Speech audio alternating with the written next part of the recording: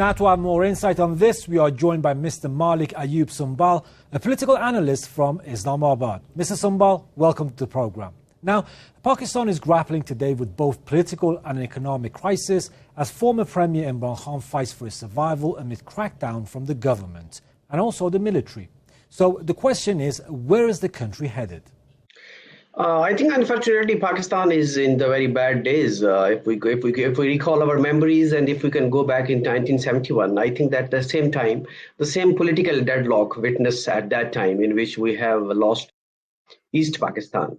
So, unfortunately, again, we are at the same crossroad, and ultimately, here, unfortunately, I would say that it's not the public interest, but it's the interest of the politicians, their vested interest, and whatever they want, that everybody wants into power. So this is actually the tragedy and the dilemma right now that keep Pakistan politicians at a very crossroad under the current circumstances. If we see. Sir, do you think Imran Khan's demand for early elections will be accepted with the Shahbaz or by the Shahbaz Sharif government, and what are his party's chances in the next general elections? So to accept the demand of the early election is not only on the will or on the decision of the Shahbaz Sharif, because he is actually the nominated and the elected Prime Minister of the PDM, Pakistan Democratic Movement, which is the major alliance of all the political parties. So it's not on the discretion or the decision of the Shahbaz Sharif, but to all the other stakeholders who are involved in this PDM, who are the part of the government right now. So will his demands will be accepted? So I think that will tell us his protest, that how much people he can take out during his power show that he's going to be, because it's going to be something like very decisive moment, that if Imran Khan will not bring such a mass population, which he is claiming through his various processions and demonstration, so then that will be a very downfall for all his recent boom that we've seen in the recent weeks, in which I can say that one of the tactics to blackmail the military establishment and the current government.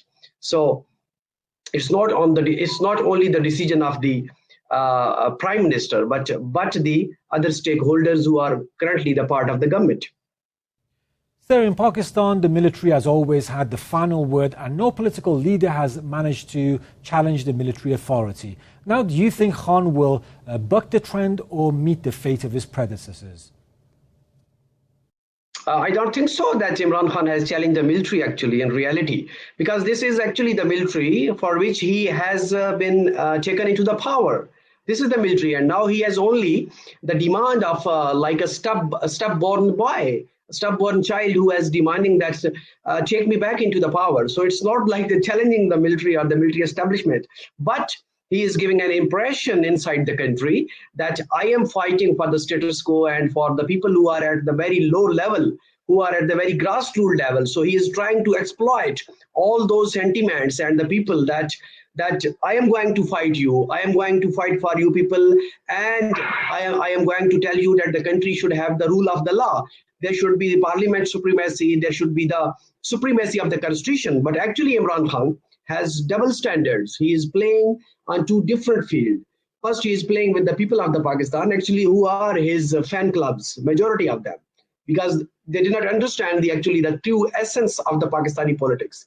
And simultaneously, he is engaged into the dialogue and the talks with the military that they should take him back into the power. They should give him to the another opportunity to serve the country. And simultaneously, he is also the pawn and the puppet of the international establishment, because there are a lot of gossips and there are a lot of the here and saying that Imran Khan, that currently, right now, the country who is facing such kind of the severe challenges at this time, he is not colliding with the current government, but actually he is colliding with the state and an institution of the Pakistan.